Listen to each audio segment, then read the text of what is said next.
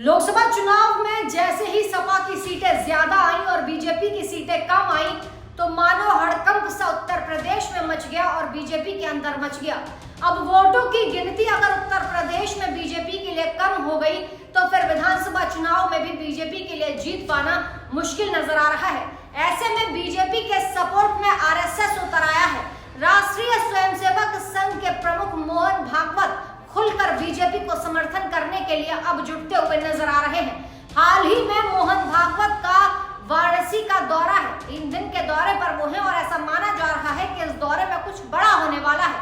मोहन भागवत खुलकर योगी आदित्यनाथ का साथ देंगे और यूपी में गिरे हुए वोटों की गिनती को शायद बढ़वा भी देंगे। क्या कुछ होने वाला है मोहन भागवत के इस दौरे से, चलिए हम आपको बताते हैं इस रिपोर्ट में। उत्तर प्रदेश में बीजेपी के पिछड़ने के बाद अब राष्ट्रीय Swayamsevak Sangh super active mode में दिख रहा है। सूत्रों के मुताबिक बीजेपी को संघ का साथ मिलने वाला है। यूपी में समाजवादी पार्टी की पीडीएम मॉडल को पछाड़ने के लिए संघ यूपी में खुलकर कमान संभालने की तैयारी में है, ऐसा सूत्रों के हवाले से खबर आई।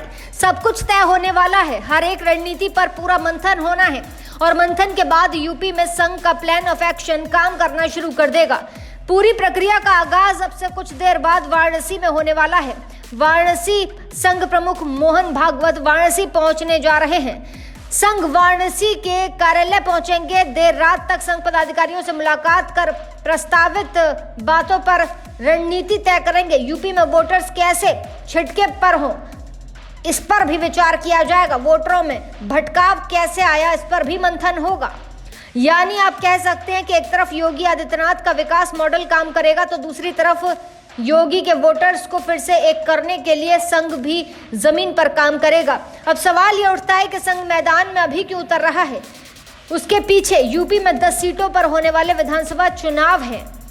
9 सीटें विधायकों के सांसद बनने से खाली हो गई। सीसामऊ इरफान सोलंकी के अयोग्य ठहरने से खाली हो गई। 10 सीटों पर जल्द ही उपचुनाव होने हैं। इनमें से 5 समाजवादी पार्टी के पास, 5 सीटें एनडीए के पास थीं। माना जा रहा है हिंदू वोटर्स में बंटवारे से बीजेपी को नुकसान हुआ है। ऐसे में संघ उन हिंदू वोटर्स को दोबारा से एक करने का प्रयास करेगा।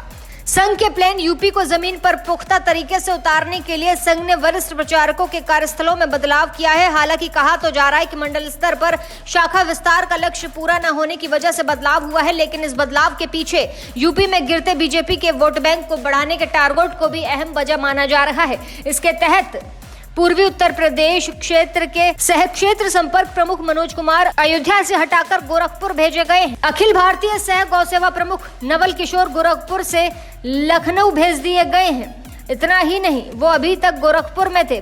पूर्वी क्षेत्र से सेवा प्रमुख युद्धवीर को सुल्तानपुर से हटाकर सेवा भारती कार्यालय काशी से जोड़ दिया गया है।